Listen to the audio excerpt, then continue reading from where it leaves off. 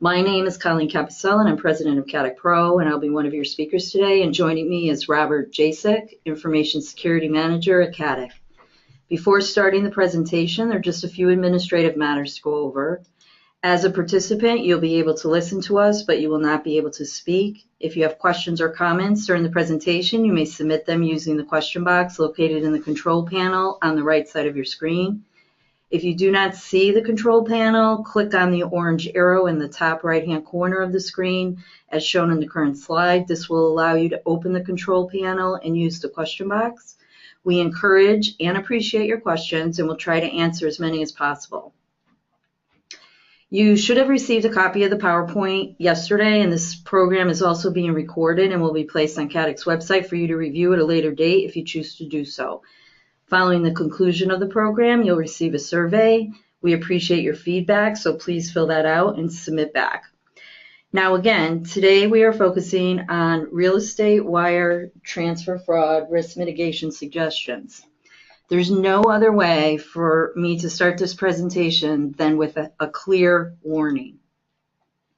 Our industry is under attack, and every day someone is affected by a scam or breach.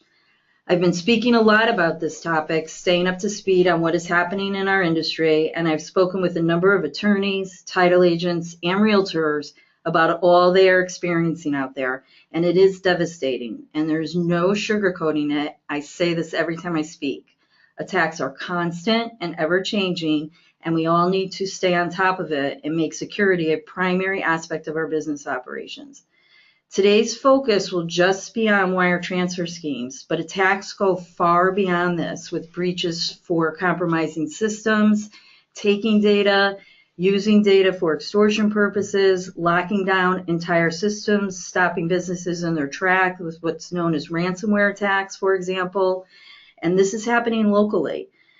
In the seminars I've been providing, we touch on a number of different cyber issues affecting all of us, but as to this wire transfer matter, the numbers are outrageous and very profitable for the criminals and definitely deserves separate focus. And I do have to say that, and I stress this every time I speak, it doesn't matter the size of your business. We are all at risk.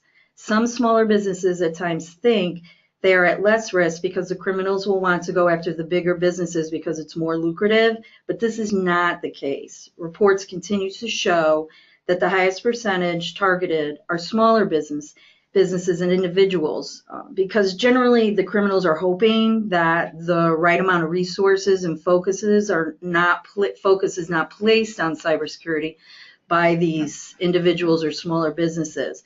And unfortunately, that definitely has to change. The FBI reported recently that this is a $5.2 billion problem worldwide. Wire transfer scams are now affecting the home buying marketplace to the tune of 5.3 million a month, and it's the fastest growing form of real estate cybercrime in the U.S. And it generally, but not only, happens through business email compromise, and you see or hear it referred to as BECs, where criminals rely on one of the oldest con artist tricks, which is deception. But the level of sophistication reported is unprecedented. And again, it's not just through email. Email is a key area, but it can also be through fax, mail, even telephone. Yes, telephone scammers are now deploying phone porting technologies to masquerade as trusted parties.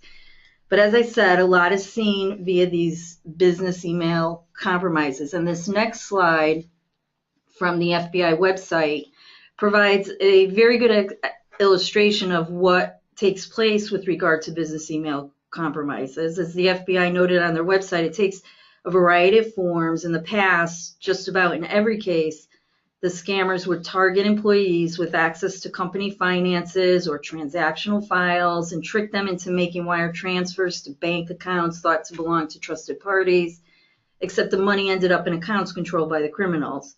But now, today, more and more law enforcement is finding that these wire transfer fraudsters have entered the private sector, with the primary target being the home buyers. These criminals change up their game as we are putting security measures in place or becoming alert to their tactics, and they search for the easiest, the weakest link to trick. And now that link seems to primarily be the consumer or the home buyer. But what we have to realize is that they are doing this duping of home buyers, at times only after having compromised the attorneys, the title agents, realtors, or other systems first. They use a variety of tactics to compromise your systems, your email systems, computer systems, but a common scheme involves the criminal group gaining access to someone's system through a spear phishing attack, a duped interaction, tricking someone in your firm to provide email credentials or doing something that allows them access to your systems. Undetected, the criminals may spend weeks or months studying the organization's systems email exchanges to tailor their business email compromise scam with enough facts like contact information of the attorney, home buyer information, other players in the transaction, property address, and then go after the victim, which now seems to be focused on the home buyer. But remember, it could be your staff, your paralegals, or others as well. It's not always just directed at the home buyer, so we all need to still be alert. And the spear phishing attack is to gain access to your system, and they're very, very tricky. They look like they're coming from a reputable source and easily trick you and your staff into clicking on something or providing information that causes a huge problem. They could pose as CATIC.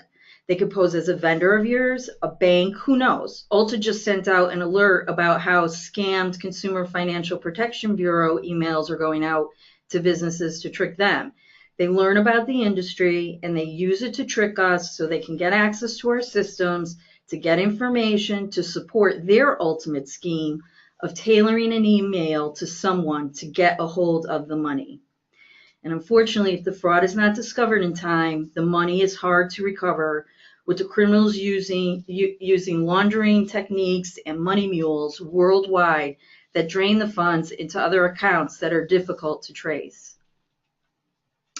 Now I'm going to go over some examples of emails that agents have sent us and what they've been impacted by, just to make sure that everybody's aware of the specifics of what you might see.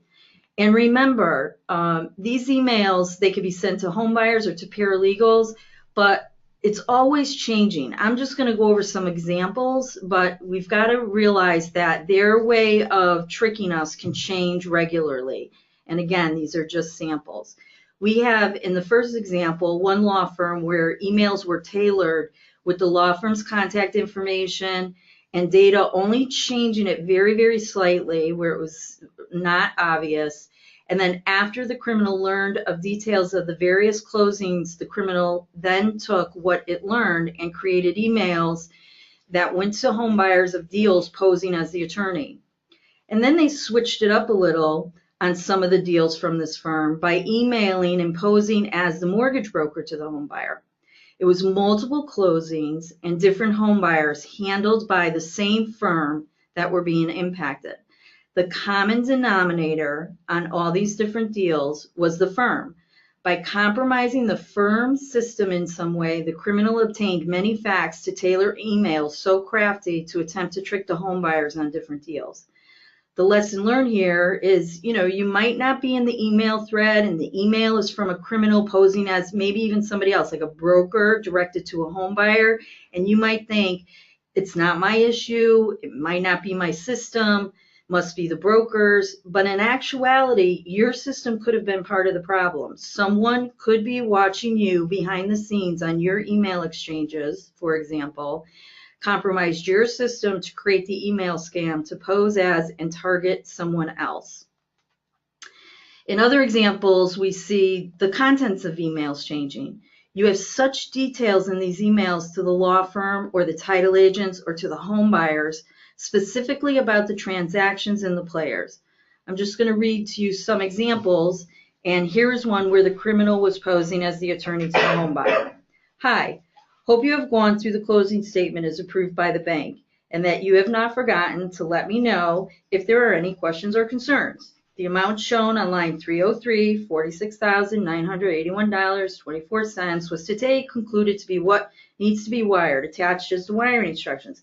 And just to give it more authenticity and make it trickier, the fraudster added other players who were part of this transaction and mentions at the end of the email, "Oh, Carol, can you please remind the seller to bring a driver's license?" The home buyer responds, "I'm a bit confused. I have a bank check for yesterday's revised amount of $46,911.24 that I'm bringing with me. What exactly was to be transferred or wired? Or maybe this is just a detail on your end." And the criminal responds, "We are indeed sorry for the inconvenience. You are to cancel the check issued and wire instead. It's a bank requirement." Very, very tricky. Another example that I have is where this was where the criminal's purporting to be the paralegal, and this went to the home buyer. "Congratulations on your new home. Your final figures to close, $11,779.58, needs to be wired to my account. The reason is due to the new law which states funds more than $10,000 needs to be wired." This email looks so legitimate, and I saw a few of these setting up about this new law where the state requires that they have to wire over a certain amount, being performed by a number of criminals a few weeks ago. Very, very tricky. No misspellings. They're not saying you need to transfer funds to Turkey. The lesson learned here is scammed emails are not as obvious anymore. They identify key parties, properties, no misspellings, United States transfers. Very, very tricky. I had one attorney contact me, very happy that they caught a scam and didn't fall for it. Did not fall for wiring funds to the wrong place. They were very happy, as was I, and that was good news. But I had to make sure it was understood. They were lucky. A lot of misspellings, Turkey's where the funds were to be directed to. A lot of the scenarios are no longer like this. They look so legit, and also the consumers or customers are not as vigilant as we are, so it's very, very easy to trick them and the funds being misdirected. Another example, this one shows how they might shake it up a little bit. The latest twist in a scam occurs after the closing agent has already wired funds to the fraudster after having followed fraudulent wire instructions. The fraudster then initiates contact with the closing agent and poses as the receiving bank for the wired funds, often using a spoofed caller identification to increase the appearance of legitimacy. So this is being done by telephone. The fraudster communicates that the funds were sent to an account flagged as being suspicious and assures the closing agent that the funds will be returned within a few days. This assurance tricks the closing agent into not contacting the true receiving bank to freeze the funds and provides the fraudster sufficient time to move the funds beyond the reaching parties, all to stop you and me from acting timely. The lesson here is they do not just scam with emails, but by manipulating phones and faxes as well, and then they masquerade as a trusted source. In this next example, they may change it up and not just attach wire instructions, but change the setup of how they want funds, and they'll focus on payoff statements from banks. Like the example we received from an agent regarding a request for bank payoff, with the payoff statement looking so legitimate. It was 4 pages long, no misspellings. The criminal was pretending to be the seller's paralegal and emailed the buyer's paralegal requesting that she wired the bank payoff funds directly to the bank. And the payoff letter, as I said, was attached to this email and was so legitimate. It looked so real. And it was for over $1.7 million. Then I also have another example with which highlights again the phone manipulation that they use.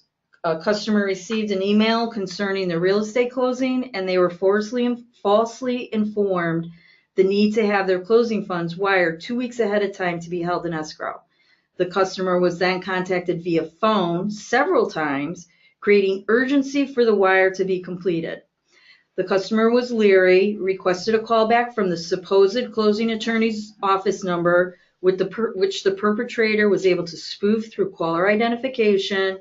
and the customer received a counterfeit closing disclosure and wire transfer instruction for funds to be sent. The perpetrator had obtained access to the records of the real estate transaction and was able to impersonate the closing attorney's office. In these examples, I mean, we are talking about deals of all sizes. It could be, 10,000 wires. It could be up through the millions. And as I said, the example of the payoff was over $1 million. It's very, very scary.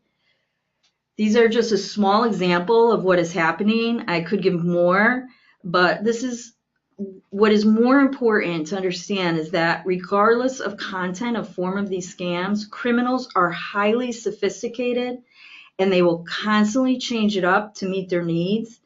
And at this point, and as a lot of cybersecurity experts will say, the offense, the criminals seem to always be ahead of the defense, us.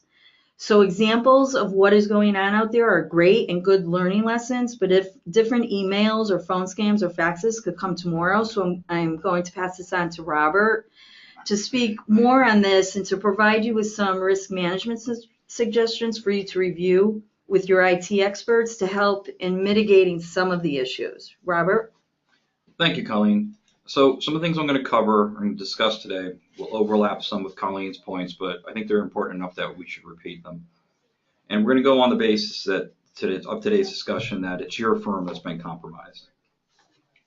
So how are they getting to me? One thing we have to remember is the hackers do the research. They research social media sites, company websites, conferences, trade shows, looking for information about you or your firm, anything they can use to leverage the accuracy of an email they may send or some way purporting to be you. The bad guys will most likely do one of the following methods in the attempt to steal your email credentials. So the point of what they're trying to do is typically get your email username or address and your password. They need these credentials so they can pretend to be you. So they may send you an email message. Many times these are called phishing schemes or scams, as Colleen mentioned.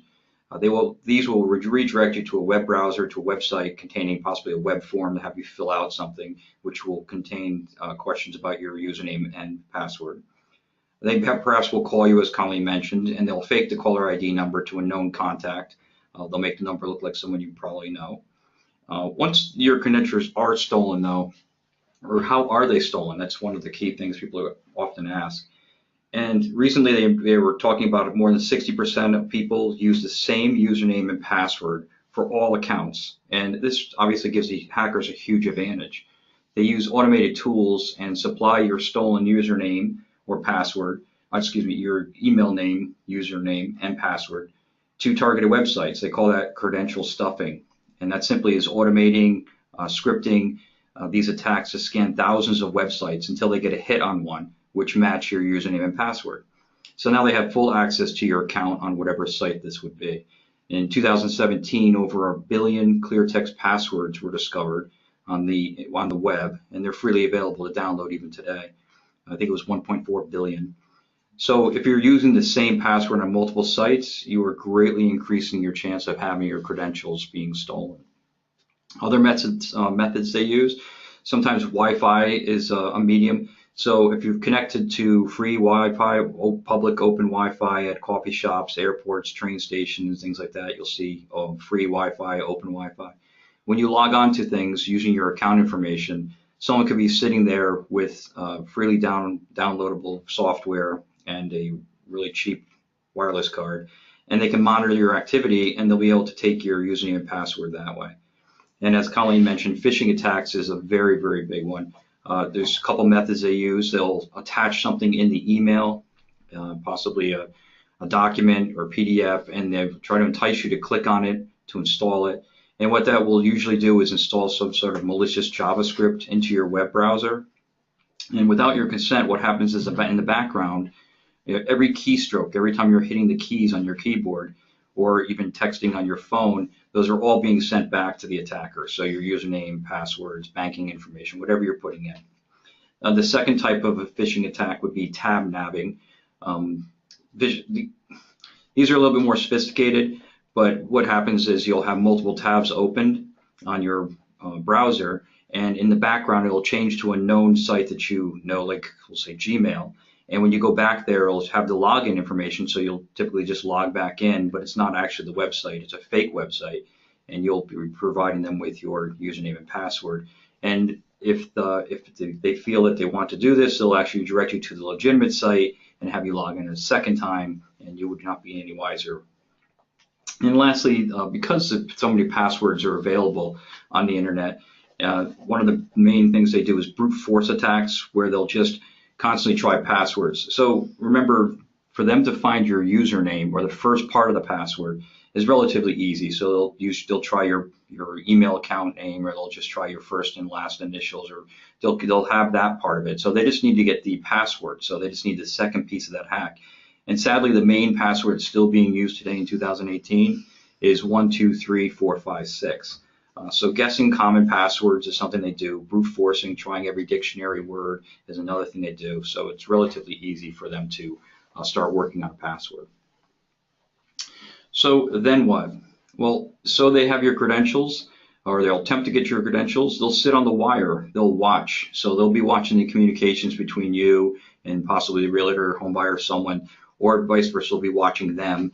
Once they have the email account, they don't necessarily have to start doing anything. They can just watch the communications. They may set up auto forwarding rules inside of your email account without you realizing it, and just send the emails directly back to them.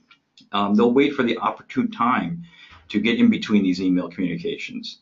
They may email the home buyer, spoofing or faking the address of your firm, using aspects of your identification, which are, again, fairly easy to grab off websites. They may email your firm pretending to be a reputable party in the matter. They may start to ask questions like, when is the closing? I forgot. I can't remember the date, I can't remember the time. Just simple things to try to get a communication open. And once they do that, they'll start asking more information. And then once you respond, they will slowly continue this correspondence until the last minute, when they'll ask for a last minute change. So let's assume your system has been compromised. So if this is the case, you need to hire a computer security firm to forensically audit your system. It's very important, because these are specialists that do this for a living. These aren't the general IT folks that do general IT maintenance things like fixing printers, installing software. These people are very well trained and know exactly what they need to be looking for. To take this step further, and for preventive measures, the best practice would have you have your systems audited on a regular basis. Have them come in, make sure the systems are running well, make sure things are right, and that things aren't compromised in any sense. There are firms that specialize with auditing computer systems for security problems. They just do this specific thing. They don't do general IT maintenance. And they can analyze your systems and monitor for activity to make sure things are running well. And they should review your file servers, your email servers, all your endpoints, which mean laptops, desktops, even your mobile devices, for signs of compromise. So be alert. So question why the wiring instructions are being changed, and alert your clients to do the same. Many times bad guys will wait for the last minute, and they'll stress a sense of urgency. They want you to act without thoroughly thinking about why the change is being requested. They like saying, oh, this has to be done now. The client went somewhere. This has to be done now because of this, because of that. They'll try to get you to just react quickly and try to get these things done. Make sure everything has been confirmed before wiring. If you receive unexpected wire transfer instructions, do not respond directly back to the email. Regardless if the email looks legitimate or not, if it looks like the sender, you should just hit the forward button in your email and then put in the contact from there. Do not respond directly back. And once the wire has been sent, immediately confirm that the funds have been received. This is not something that's commonly done anymore, but we should get back to doing this. Now, if you suspect anything odd regarding your email, you should definitely change your password as soon as possible. And don't change it from the same device. So in other words, if you were working on a laptop or a desktop and you think something is odd on your system or your email account, use another machine or another system to change that password. Because if you do have something on that machine that is logging or watching your keystrokes or watching you put things into your computer, it'll be a game of cat and mouse where you'll be changing the password, they'll be changing it back. Use strong passwords on all your systems. Avoid the common passwords of 1, 2, 3, 4, 5, 6 and password with the @ sign and variations of past passwords. A very big thing that you should do for security reasons is do not use the same password across multiple accounts. I cannot stress that one enough because you're opening yourself up to the chance of a compromise.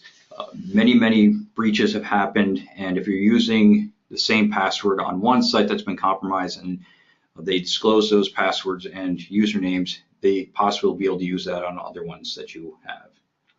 A big thing that would really help is called multi-factor authentication, and all modern email programs offer multi-factor.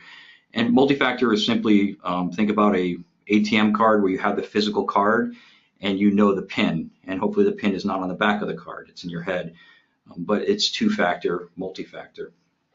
If you should also use email encryption to help protect the privacy of your email communication, so if someone was to get in between your email communication with someone else, they would not be able to read the contents of that. Email encryption is relatively easy to set up. Your IT professional should be able to help you with that. There's many options out there. Do not use the same email account for home and work. This is very important. You don't want to mix business and pleasure, because if one does get compromised, they'll have access to everything, both your home stuff and your work stuff. So you want to keep those separate.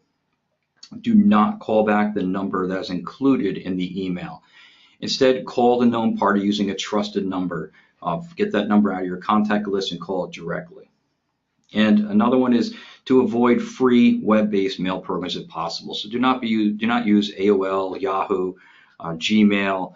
Many of these have been compromised. Many of these do not offer the same security as some commercial email programs. And the best practice would be use a commercial one because they offer encryption and other technology to help you. But back to the passwords for 1 minute. If someone does know your username, again, that is half of the hack of your credentials. So if they go out and your email address is your username, they go to the website, they get that, they already have your login. So say your email address is something that you're using on multiple accounts and you're using the same password on multiple accounts. Again, this is going to make it much easier for them to find entry points to somewhere. And the average user is using a total of 6 passwords on social media sites. And a lot of times people use variations of the same password over and over again. So with the 1.4 billion clear text passwords that are readily available, there's a very good chance that some of your passwords may be exposed. There is a website called Have I Been Pwned? It's a free resource that allows you to see if your username and password have been exposed in any of the recent breaches. It's a very good website. You should go check it out by typing in your email address, and it'll come back showing you what data breaches have been announced that have your information in them. And if you do see any of your information coming up on that website, you should definitely change your password information as quickly as possible. So what if you're duped? Some suggestions for that would be to make a list of all the local law enforcement agencies, the FBI, the Secret Service, police, etc., and in advance, call them. Also contact the FBI using their website of www.ic3.gov. You should immediately contact the banks, both sending and receiving, and request they recall the wire transfer and freeze the accounts. Once again, contact a computer security firm to forensically audit your system. Have them investigate, for example, your email system, again, your email servers, your email clients. They may have been compromised. Check inside your rules, the autofolder rules, make sure nothing's been set up without your knowledge, that they're forwarding something to another email account that you're unaware of. This has been done many times. And contact your insurance carriers and privacy security attorneys. And that's pretty much all I have, so I'm going to send it back to Colleen. Okay, so what else can we tell you? I would say don't forget about your lenders and lender security programs. Ask about the security measures they can establish for your account. Ask for holds, for example, on international or ACH transfers. If you don't do that or you don't allow those, then you should be telling the banks, because sometimes they will not identify for you that those procedures are available. You need to be inquiring from them what they can do to safeguard your accounts. Also, evaluate your third-party vendors and do your due diligence with regard to security involving them. Breaches happen through third parties what protocols are placed on them, what security measures do they need to satisfy you and all that you are obligated to do. Criminals may be able to get into your systems through these vendors, so due diligence is very key here. And if you haven't, if you have to, bottom line is you have to have an incident response plan. You have to create your roadmap of how you'll respond. When I receive a call, it is generally from someone who is not planned and they're extremely frazzled and it's very emotional. And you need to plan in advance. Robert gave some suggestions, but also think about what guidelines will you follow, what processes, who will you contact, and stay in touch with those contacts because processes change. So what may be a process that you're going to be doing today with, say, for example, the FBI, you want to stay in contact with them every so often to see if anything changes or evolves based on how crimes are evolving. You want to outline such matters as how you will detect and respond and limit the effects of an attack. Taking quick action will help to minimize your risk, and you want to communicate to your employees the plan and practice it, and review and update the plan regularly, because as things evolve and things change, and as we provide you with more information as well, you're going to want to modify and change your plan and program as well. In addition, awareness is key, communication is key, make it a formalized program in your business. Remember, people controls is the hardest to manage. The biggest threat identified by most for cyber attacks comes from the employee mistakes. So you need to keep them aware and educated, and you got to pass on information. Like CATIC provides a lot of information, and you get information from other cybersecurity resources. You may be receiving it in your operation because you're a CATIC agent, but bear in mind there may be others within your operations, in your firms, that do not get that information. Pass it on, educate them as well, because it's everybody in your operation that needs to be on top of this and aware about it. And test your employees on compliance and security. Coordinate with IT vendors, for example, to test your staff and the lawyers. Test the phishing emails, send phishing emails and see who bites. Because you're going to learn about how you're secure and how your controls are working by testing them. You can't just create something and think that everybody's going to follow it. You really need to test it out. Also, keep personnel up to date as to relevant incidences, causes, and consequences of what's going on there and how maybe your business might have been impacted. The more you address, the more it is remembered, and it has to continue. You can't just set it and forget it. Security is ever evolving and criminals are changing it up, and you have to change with it. Also, I can't emphasize this enough. You have to warn your clients about what's going on in the industry, about precautions to take. All we are telling you, educate them on. You're starting to see suits pop up where the home buyers are suing everybody involved in the transaction when they are duped because nobody warned them to be on the lookout. And failure to warn claims are starting.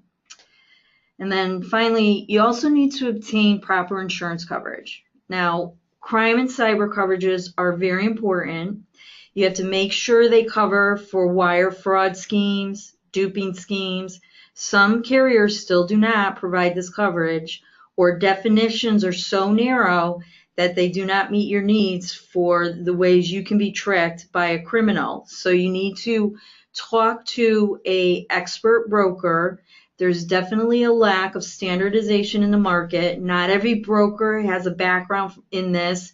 Carriers' policies are all over the place, and even courts now are all over the place on what provisions cover and apply to and how people are reading provisions in similar policy write-ups. It's very disheartening, but I can't stress enough, it doesn't mean that the insurance is not important. Insurance is very important.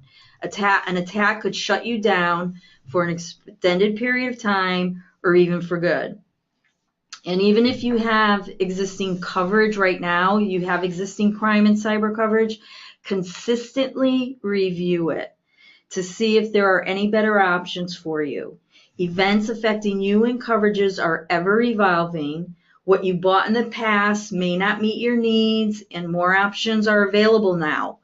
That's why we don't currently support one program anymore in these areas, because you need to review the options, because they're evolving and carriers are coming out with different things, and depending upon what you're looking for and what risk tolerance you have, it varies. So you have to take the time to review, more than ever, read, discuss, and understand where you need coverage. There's definitely a lot going on out there, but we are all in this together, and we're here to help as best we can. But it's very important for you to be proactive and to plan.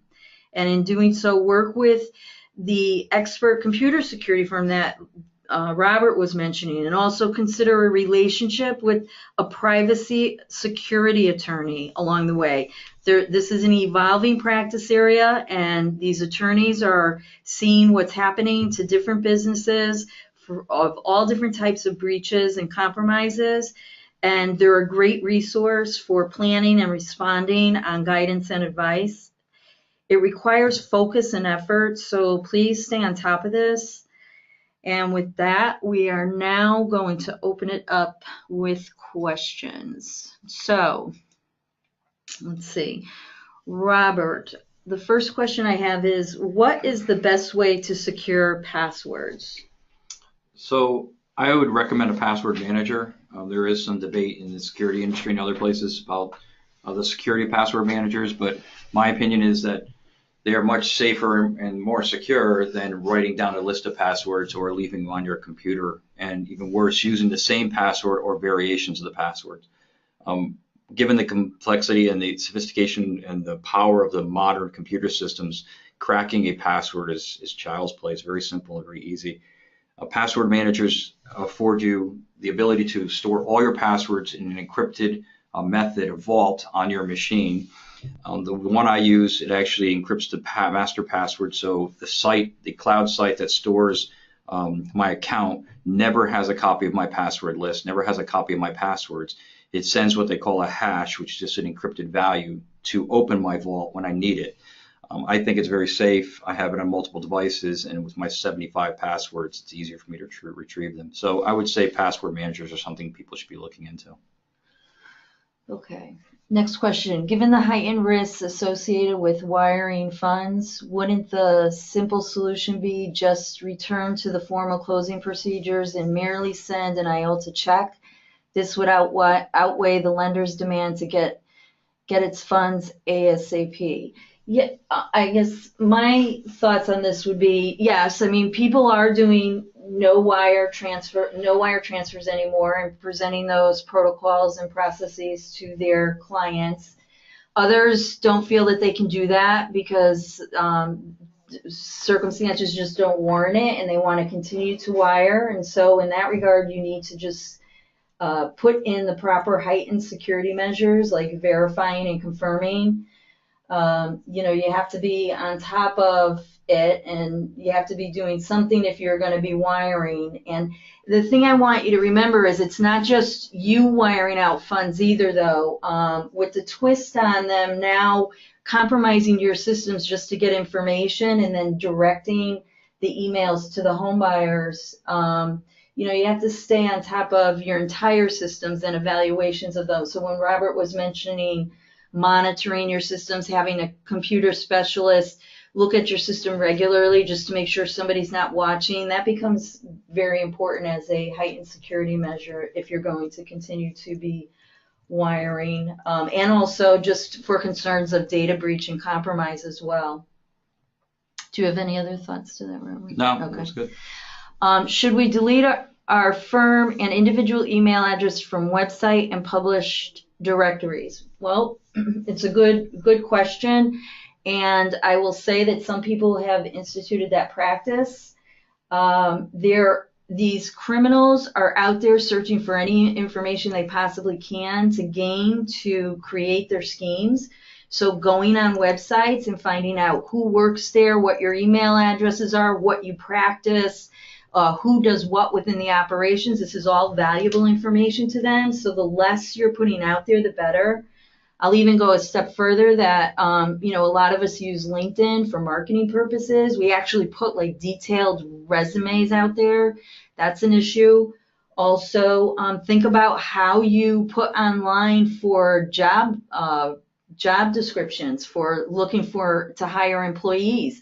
We're out there putting all these details in there about what we want these new hires to be proficient in, different applications that they have to be proficient in. And that's a problem because the criminals will take that information and use it right against you. So definitely you have to be very careful with regard to what you are putting out there about your business and the personnel within your business. And you got to take control of that.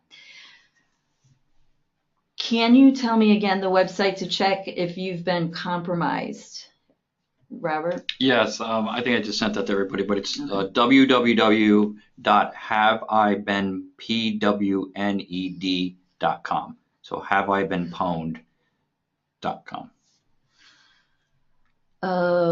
We use encryption for protected personal information. Is it now the standard to use encryption for all real estate transactions? Clients do not like to use it.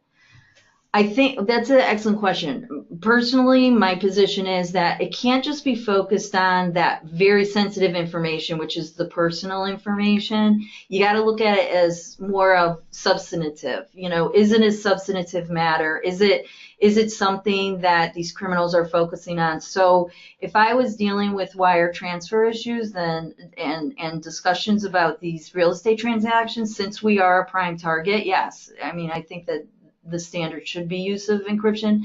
I see more and more businesses implementing that. But, you know, obviously it's not the majority, but I think that it's something that people should be focusing on outside of just the personal sensitive information. Is there a safe wire transfer service available compared to PayPal? Should we go back to insisting on bank checks for cash to close from the buyer?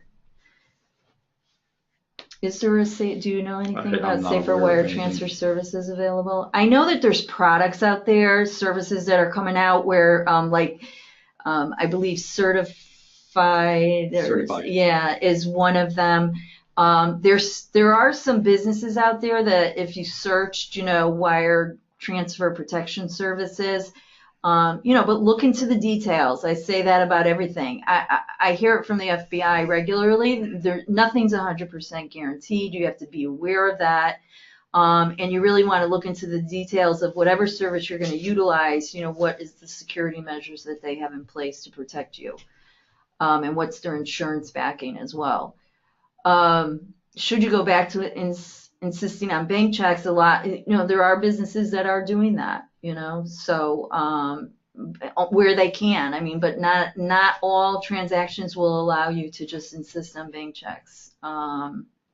So it's you know, if that's something that you can control and the customer is agreeable to it, obviously it's probably more secure than the wiring of transfers right now. What are some examples of password managers?